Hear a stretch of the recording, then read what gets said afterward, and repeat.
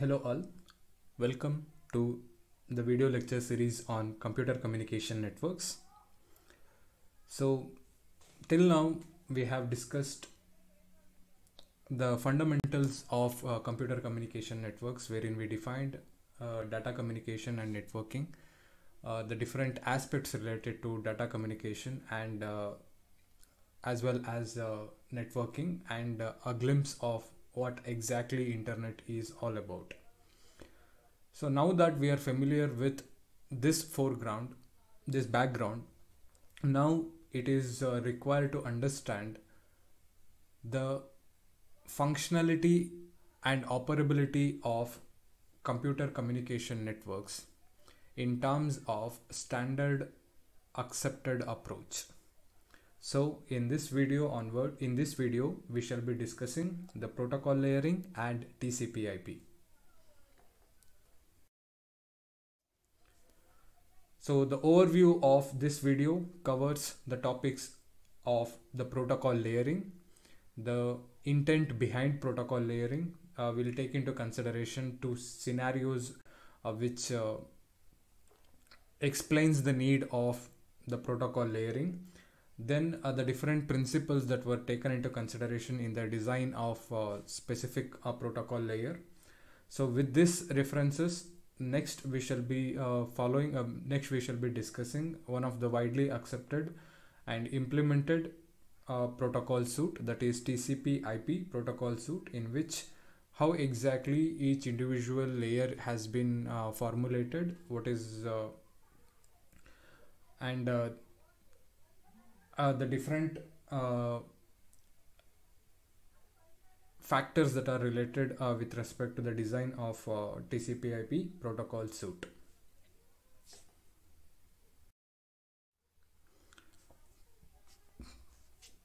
So we have already defined protocol in data communication and networking. So protocol means it is a set of rules both the sender and receiver has to obey. At the same time, all the intermediate devices need to follow in order to make effective communication between the end users. As we have already defined, network comprises of both the host as well as the connecting devices. So protocols are the set of rules that has to be followed by the end users, and that are sender and receiver, as well as the intermediate devices which perform the data relaying from source to the destination, so that the effective as well as a meaningful communication happens. So only once the rules or the protocols has been negotiated, the communication can begin. Without protocols, the communication may seem to be meaningless. So thus, dependent on the scenario, or dependent on the needs of the end users, the communication protocol may be a simpler one or it could be a complex one. So when we speak of the communication, there are multiple aspects that are interrelated with respect to it. For example, what is the form in which the data has to be represented, and at what rate the data has to be sent, how one comes to know which is the next device to be reached out, and how exactly the end system can establish a connection, and using what type or using which particular process the communication is happening, or between which particular applications the communication is happening. So based on the different tasks and their complexities, we may have to divide the tasks between multiple different layers. So we need protocol which performs the operation at that particular layer, or we refer this particular process as the protocol layering. So in order to understand the need for protocol layering, we shall be discussing two scenarios. First one is very simple scenario without any complex requirements, and second one is quite advanced or the complex scenario, as it has multiple aspects of communication to be covered. Let us look into this one by one. So we take up the first scenario. In this particular scenario, the basic need or the basic communication here is very simple, such that it occurs only at one layer. So we start with the assumption that the communication is very simpler and there is only need of one layer, both at the sender as well as the receiver and the intermediate levels devices if we have. So we assume two communicating parties here, that is Maria and Anne, which are pretty much neighbors with a lot of common ideas, and they want to have a communication among them. So in that case, the communication we are assuming to be happening face to face in the same language. So two requirements have been already fulfilled for the communication to happen. First one is the communication is happening face to face, and the second one is it is happening in the same language they both are familiar with. So even in this particular scenario, we have a certain set of rules that need to be considered. Both Maria and Anne cannot be speaking simultaneously, or they cannot be listening simultaneously. So when one is speaking, other has to listen, and once other is talking or speaking, the other one has to listen. So let us say this particular set of operations are grouped into one layer, grouped as one task at single layer, which performs either the operation of listen or talk. So first of all, when they meet up, they have to greet each other when they meet. So the first and foremost part of this starts with the greeting each other, and after that they have to confine their vocabulary or choice of words according to the level of the friendship they have. If they are very close friends, they can start off with very usual words that could take into consideration, or if they are meeting officially, the choice of words will be different. So dependent on their level of friendship, their communication has to be confined to a specific vocabulary. So third one is each one should understand the factor that one should refrain from one should stop speaking when other party is speaking. So one cannot go on simultaneously talking. So if both are talking at any given instant of time, it is pretty much sure that other person may not be getting what exactly has been told. So, and the fourth one, each communicating party here know that the conversation should be a dialogue, not a monologue. So dialogue or monologue means both the persons are involved in the communication. Monologue means only one is speaking out. So thus, if the communication is a dialogue, then each one of them stand a chance or opportunity to talk about a particular issue. And fifth, they have to exchange some nice words when they leave. Even though we are speaking of a simpler communication here, which involves these 5 aspects that need to be addressed. First one, starting off with the greeting each other when they meet, and second, the choice of words that has to be taken into consideration, confined to be for the vocabulary, depends on the level of the relationship or the friendship they have. Third one, one should wait until the other completes talking, and when one is speaking, other has to listen. And fourth one, the conversation need to be a dialogue. That clearly means each one of them should have an opportunity to talk about the issue. And the last one being, they have to exchange the nice words when they complete or when they conclude the conversation. So as we can clearly see, the protocol used by both Maria and Anne are different from the communications that are used between a professor and a student in the lecture hall, because here it is face to face or one to one communication. When it happens in the case of classroom, dependent on who is speaking, the communication changes. If the professor is speaking, then the professor is speaking to the entire class. But when a student asks a question, it is typically pointed towards the professor only. So the communication in the second case is typically monologue one. That means the most of the duration the professor will be teaching something and other will be listening. So it is most of the times one-way communication until and unless a student has a question. So thus in that situation the protocol will dictate, or which will state that the student who has question has to raise their hand and wait for the permission to speak from the professor. So in this particular case the communication is normally very normal and it is limited to the subject that is being taught. So dependent on where exactly this face-to-face communication is implemented, there might be slighter modifications with respect to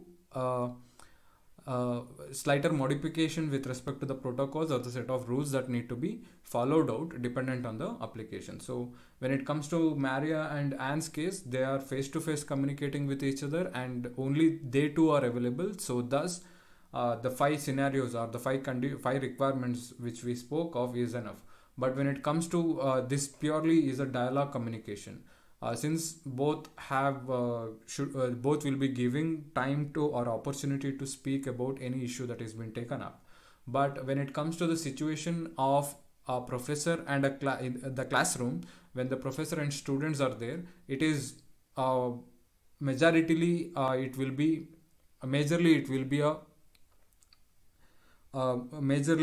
be a monologue communication, as most of the time only the professor will be speaking about any subject that is being taught, and whenever the student has a question, he has to raise his or her hand asking for permission to proceed with the question. This is very simple scenario that we take into consideration. Hello. Now let us consider the second scenario in which the two communicating parties are not facing each other or they are not nearby, but instead they are located in two different cities. So once again we take into consideration the two characters here, that is Maria and Anne, and here we are assuming that both of them are living in different cities, and both of them are working for a company and they are working in the two different branch offices. Now also they want to still continue their communication, and they need to exchange their ideas as they have come up with they have to come up with a new innovative project that will be beneficial for the company or the new business that they are taking into consideration. So in order to continue their conversation here, using a regular mail service, which is one of means of communication that could be considered. Here they want to send each other letters. They could do it either by making use of letters through the post office, but since they are communicating some innovative project ideas which will be beneficial or which includes the financial terms, they want to keep this information very secure, in terms of very secret. They don't want to reveal this particular ideas to the people. So they now have the additional requirement of hiding this information, for which they'll choose encryption as well as decryption. And in that case, any one of them who is a sender first encrypt their letter using some encryption schemes, so that the letter is unreadable or ununderstandable by intruder, and the receiver of the letter has to decrypt the received letter in order to understand the content of the letter that is being communicated by the sender.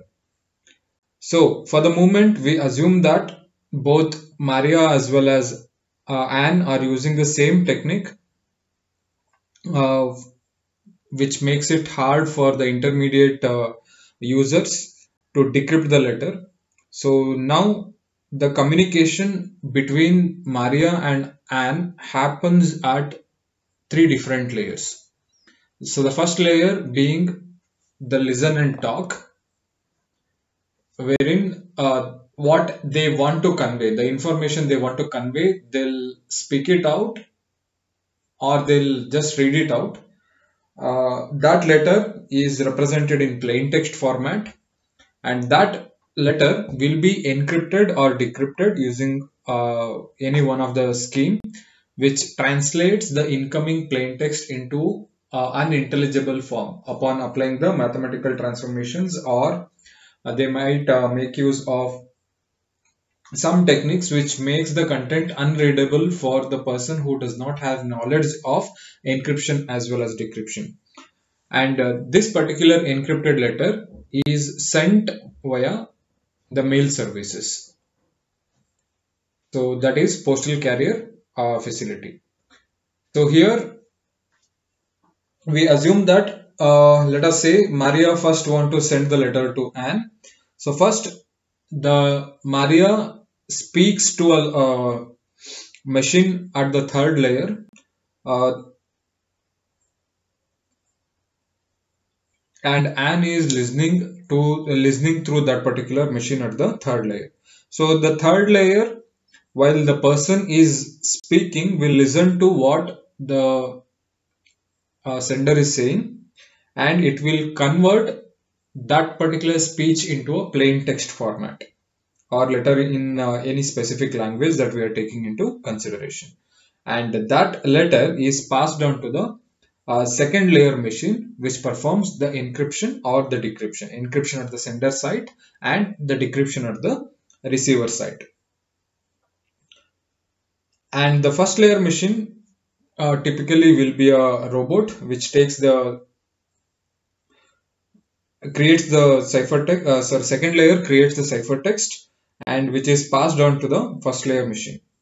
So the first layer machine typically will be a robot which takes ciphertext as an input and puts this particular ciphertext inside an envelope along with the sender and receiver addresses, and it will mail it. So the mail carrier will carry this particular letter based on the information that is provided on the envelope to reach a specific receiver. So at the receiver side, the first layer will pick up the letter from the mailbox. Then it reorganizes the letter from based on the sender's addresses. It will organize the different letters that is been received, and the machine will take out the ciphertext from the envelope. That means it will open the envelope and it will open the letter that was intended for Anne. So it is in the encrypted format. So the second layer performs the decryption operation and it will recreate the original message that was encrypted by the Maria.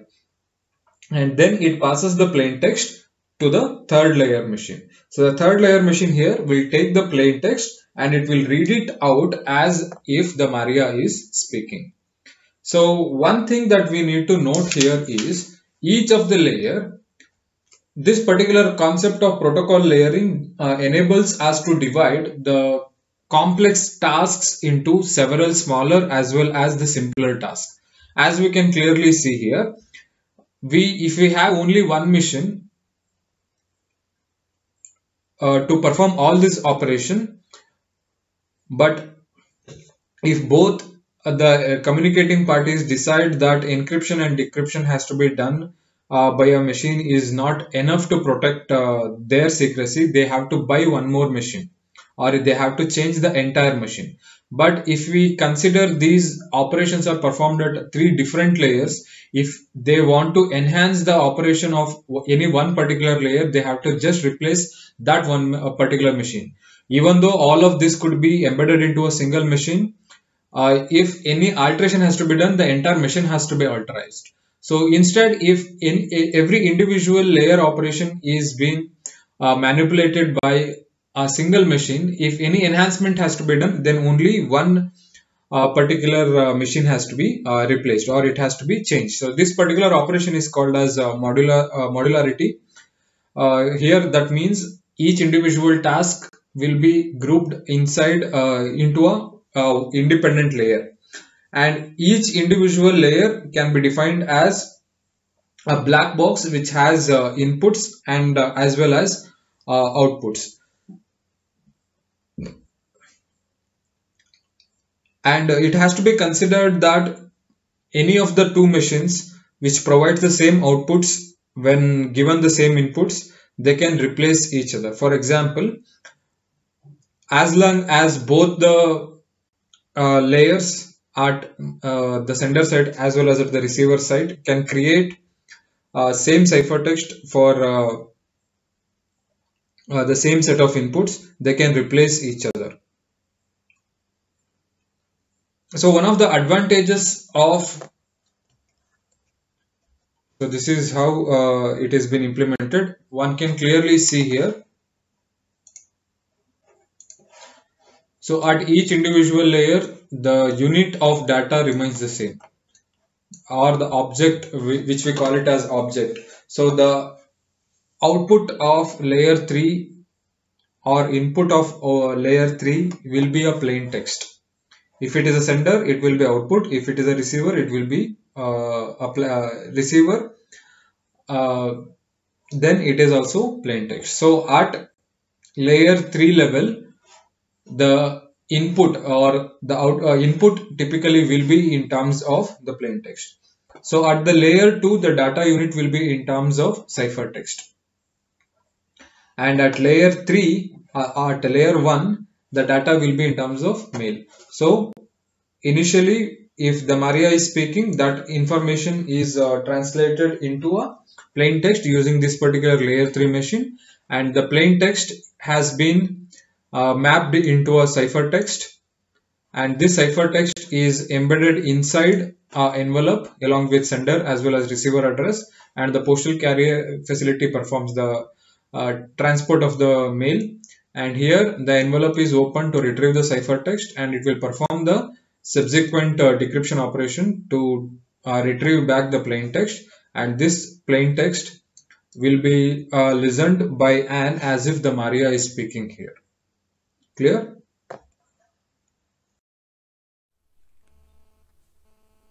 So the concept of protocol layering allows one to divide the complex tasks into several simple and smaller tasks.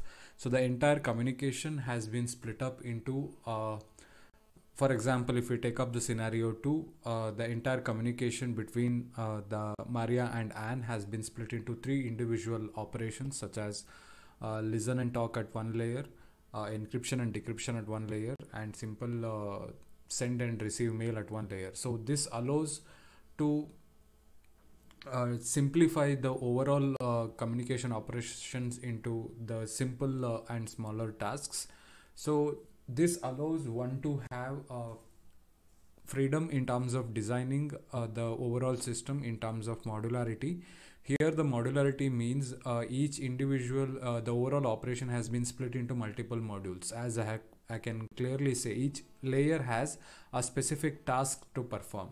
So this is beneficial in terms of implementations when we have a larger systems. If we look into the same example of scenario 2, if all the 3 operations are embedded into a single application or a single machine, then any upgradation or any faults in the system, the entire system has to be replaced. If encryption is not working, then entire system has to be replaced if it is modeled as a single unit or a single machine. But if all of these operations or the individual layers are modeled as individual machines, then any upgradations or any faults in that particular scenario, only that particular layer or a machine has to be replaced. So this gives the concept of independent layers, which is beneficial in overall implementation, and each of this layer has a set of which act as a black box, wherein each of the layer will be having a separate set of inputs as well as outputs. The basic and the advantages of the layering includes it allows to separate the services from the implementation. So the overall communication is a implementation, but the each individual layers will be providing services which accounts for the overall communication picture. For example, the communication comprising of listen and talk, encryption and decryption, and send or receive are overall picture of a communication. Inside that communication, each individual layers were giving their own services in terms of layer 1 gave send and receive, layer 2 gave decryption and encryption, and third layer gave listen and talk. So each this will give a distinction between the service offered as well as which is different from the overall implementation that one has to take care of. And this approach of protocol layering also helps to have an inexpensive approach of implementing the intermediate devices, as one has to keep in mind the network is made up of interconnection of hosts as well as the connecting devices, but the operations performed by hosts are completely different than that of the connecting devices. Hosts will act as source and a destination for a communication to happen, but the connecting devices have just a task of establishing a link between or relaying the information from source to the destination. So it is not required for connecting device to have the fully pledged the layer module. Instead, they can choose to have only the specific layer functionalities which are required for just relaying the data packets from source to the destination. So if I have 5 layers at sender and receiver, it is not required for the connecting devices to have all the 5 layers. Instead, they can choose to have 2 to 3 layers which are responsible for routing of the information as well as the relaying of the information from the source to the destination.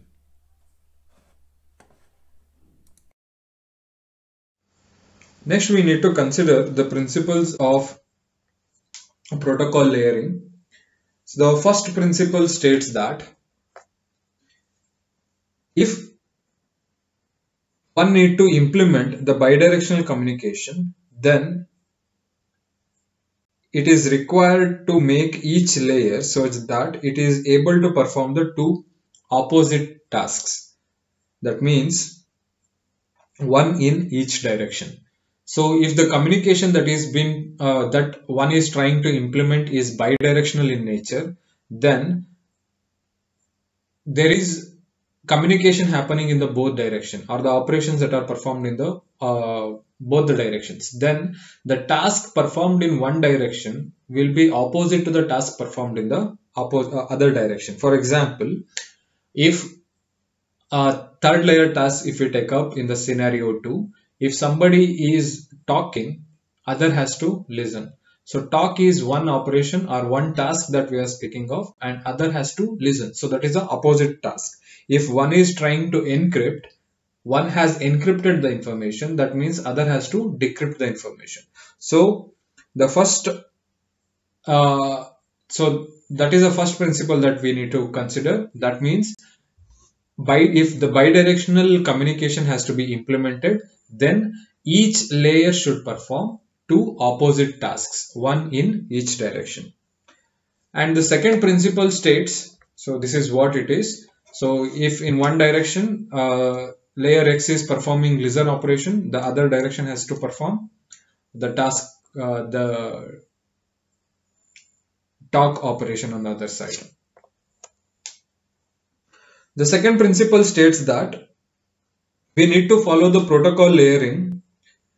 The second principle with respect to protocol layering is that the 2 objects under each layer at both sides should be identical.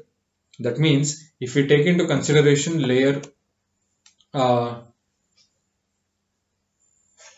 X here, if we consider layer X, if at the sender part the data object is ciphertext, then at the receiver side also the data object has to be ciphertext only. It could be plain text also, but just for the reference I have taken it as ciphertext. So the object at a particular layer need to be identical on either side. If I consider the last diagram itself, the third layer had sorry the first layer had sorry the third layer had a plain text as an input.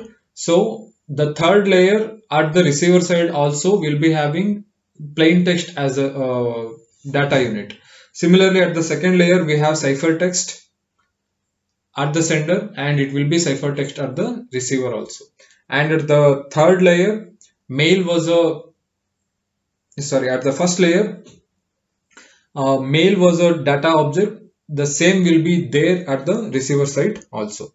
So thus the objects under the each layer level remains the same both at the sender as well as at the receiver. So next we speak of a logical connection with the two principles that are defined with respect to protocol layering. Now we can speak of the logical connection that is happening between the each individual layers that we are considering.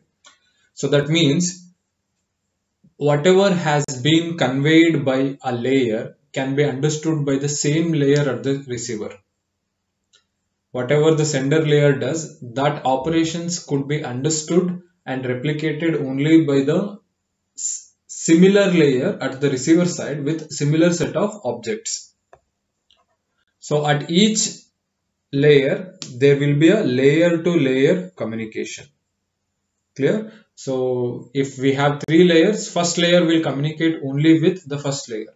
Second layer will communicate only with the second layer, and third layer will communicate only with respect to third layer. So we take the same example here. So this is what the communication module that we have considered for the second scenario. So as I've already said, layer 1 had the data object in terms of mail. So whatever the operations that are performed at sender side layer 1 will be understood only by the layer 1 of the receiver. So the data objects need to be similar also. So first principle is also first principle says the operation on a bidirectional communication need to be the task performed should be opposite. If Maria is sending, Anne is receiving. Correct? So on that note, the first principle is over, and the second principle states each individual layer has identical objects. So in the second layer, we have ciphertext as the data object, and in the forward direction encryption is done, in the reverse direction decryption is done. And at the third layer, the plain text is identical object that is present, and in the forward direction talk operation happens. In the reverse direction the listen operation will be happening simultaneously. So these concepts of logical connections along with the principle of protocol helps us to understand the task of layering that has to be followed in the data communication and networking.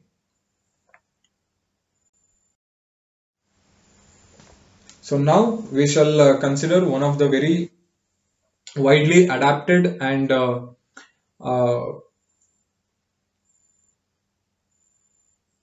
very popular data protocol suite that is widely adapted by the communication fraternity in terms of TCP/IP protocol suite, where TCP/IP are the protocol names. TCP stands for Transmission Control Protocol and IP stands for Internet Protocol, which typically comprises TCP/IP is a protocol suite which comprises of set of protocols that are organized in terms of different layers, which is a hierarchical in nature. That means there is a specific order in which the layers has to be uh, put up. Each of one have interactive modules which provides a specific functionality with specific with respect to the specific layer. So the term hierarchical here means every individual higher layer protocol is supported by the services that are provided by the lower one or more low level protocols that are taken into consideration. And original TCP/IP model comprises of 5 layers, out of which 4 layers are programmed as software layers or built as software layers, and 1 layer is built upon hardware. So these 4 layers that we take into consideration from application, transport, internet or network layer or data link layer, these are majoritarily software layers, and the last layer is said to be built upon the hardware.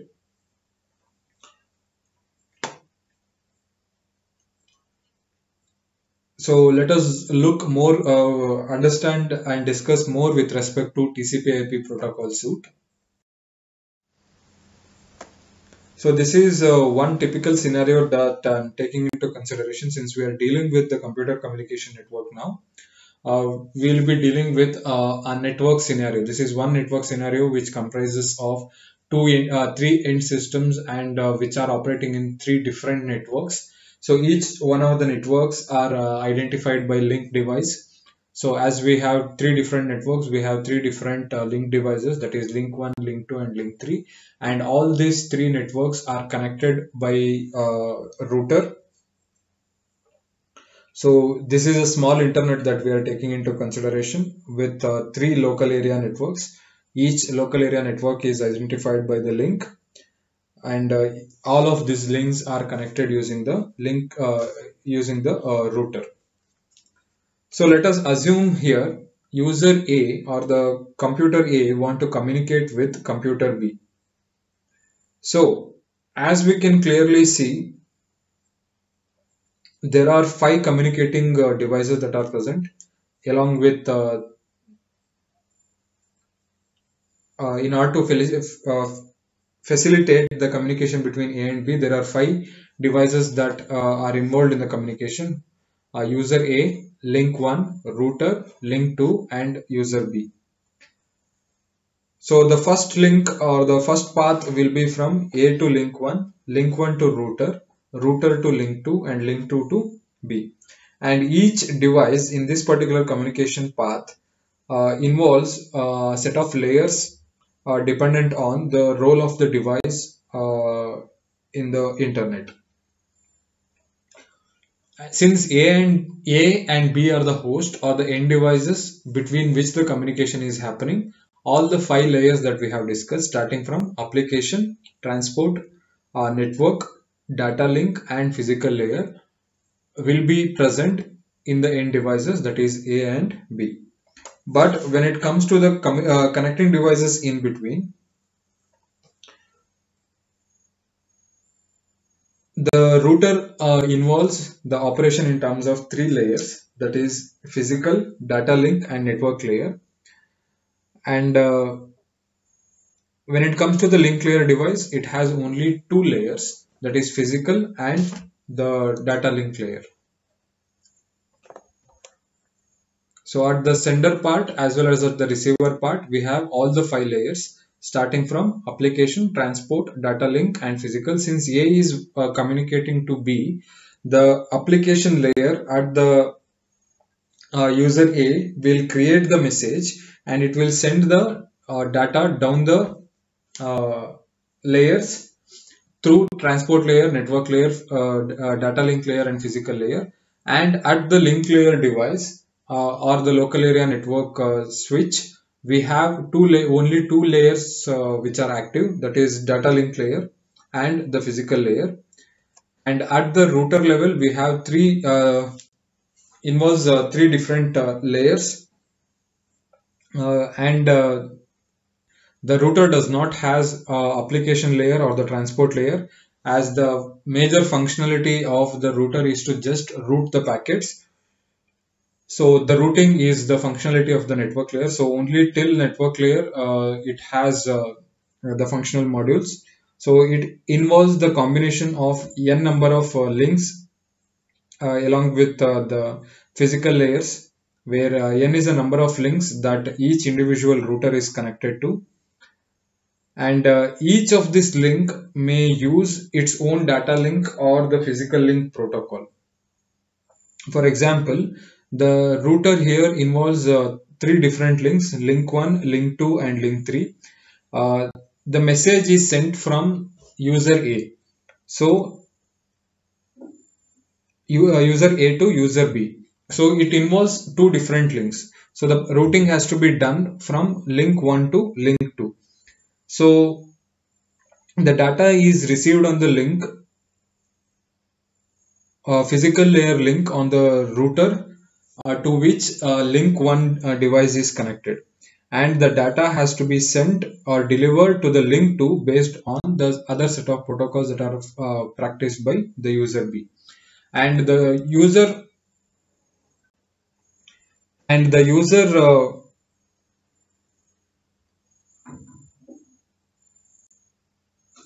and the link layer switch involves only two different layers, that is data link and physical, as each switch has two different connections.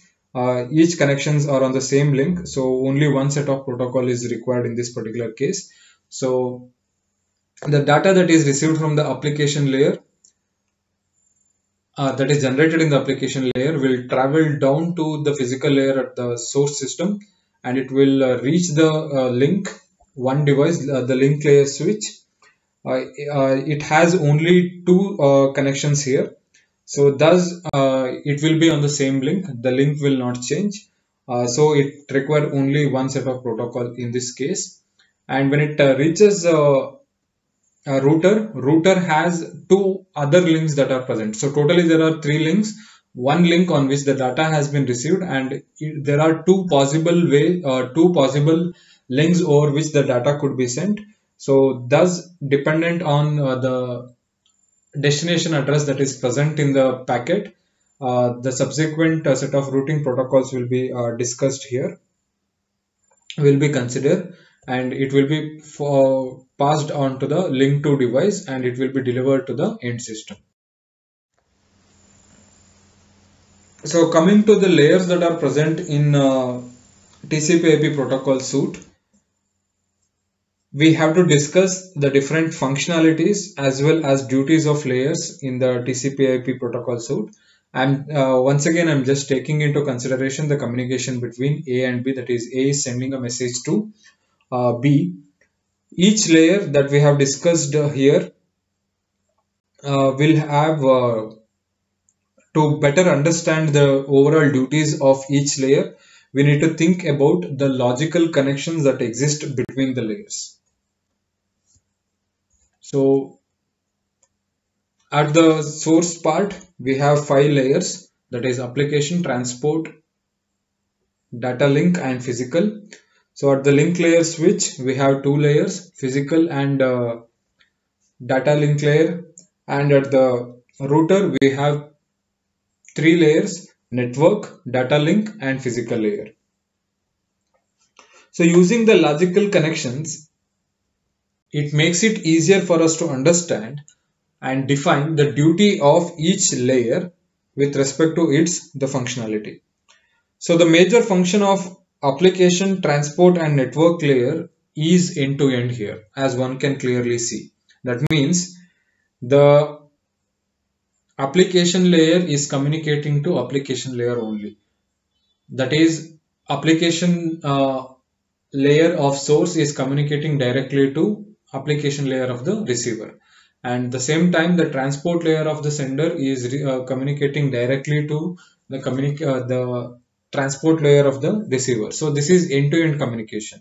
But when it comes to the intermediate devices, the router has with respect to network layer also, it is end-to-end communication. But when it comes to data link layer and physical layer, this particular set of logical connections are not end-to-end, rather it is the current node to the next node.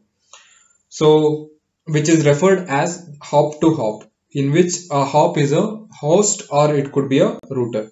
So the domain of duty of the top three layers is internet. That means when the communication is happening over internet, in that node, the domain of operation, the functionality of the layers are categorized under application, transport, and network layer.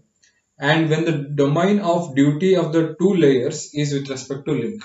So the two layers that are data link and physical layers are active only at the two ends of the link. But when it comes to the application, transport, and network layer, it is end to end. That is source to destination. But data link and physical layers are active from the current node to the next node to which they are connected. So the next node could be a connecting device or it could be an end device. So another way of looking into this particular logical connection is to think about how exactly the data unit is created at each individual layers. So as I've already told, the application, transport, and network has end-to-end connectivity from sender to the receiver, and data link and the physical layer has end-to-end connectivity here. So we have now we need to define with we have already defined the logical connection. Now it is required to define the way of thinking or way of treating these logical connections in terms of the data units that are created from each individual layers. So the top three layers that we take into consideration, the data units that are created cannot be modified by the intermediate device, because the intermediate devices will not be having the application layer, transport layer, and the network layer. But the bottom two layers, that are data link layer as well as the physical layer, have the capability of changing the data packets by the routers. The data created by the host can be modified by the router dependent on the links on which the data is propagating, and the link layer switch cannot perform any particular operation with respect to any kind of manipulation that is being done.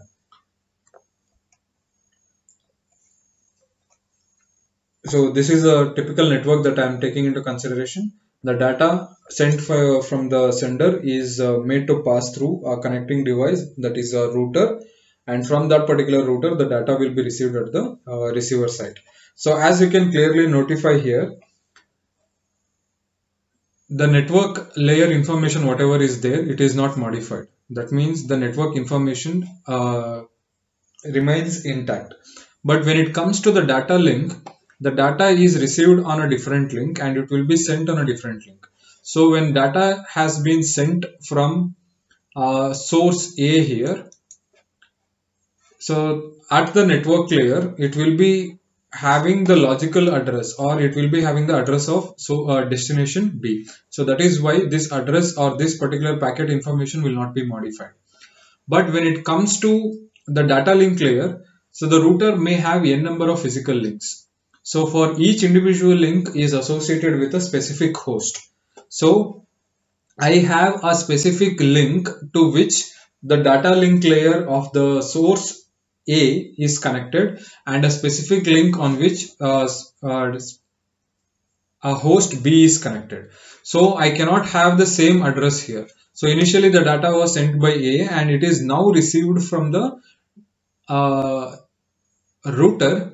So the sender address will be A here and receiver address will be B here with respect to data link layer only. I'm not speaking of application layer information. I'm just speaking of the data link layer information.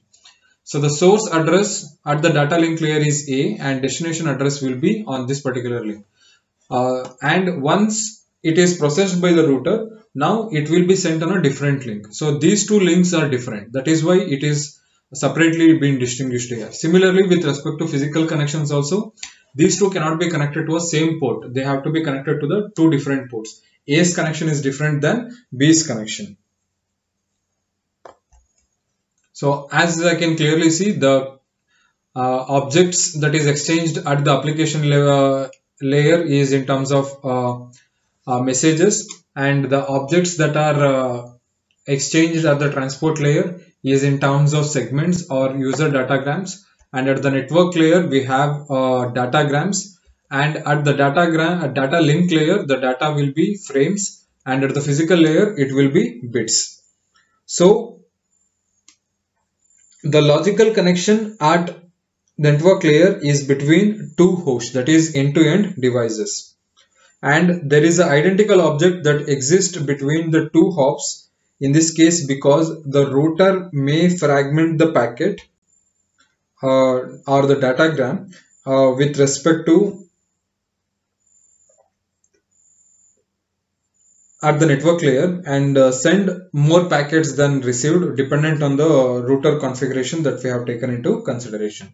And the link between the two hops will not change the objects. That means you cannot change the data at bits level or at the frames level. Only at the datagram or segments or user datagram or these three layers, the data cannot be changed. So here whatever the data is there at these two layers can be manipulated. So that's it about this particular video. In the coming video, we shall discuss the description of each individual layers in detail, along with their functionalities and the services provided by each individual layers. Thank you all for watching the video. For more videos on the computer networks as well as cybersecurity, please subscribe to my channel. Thank you.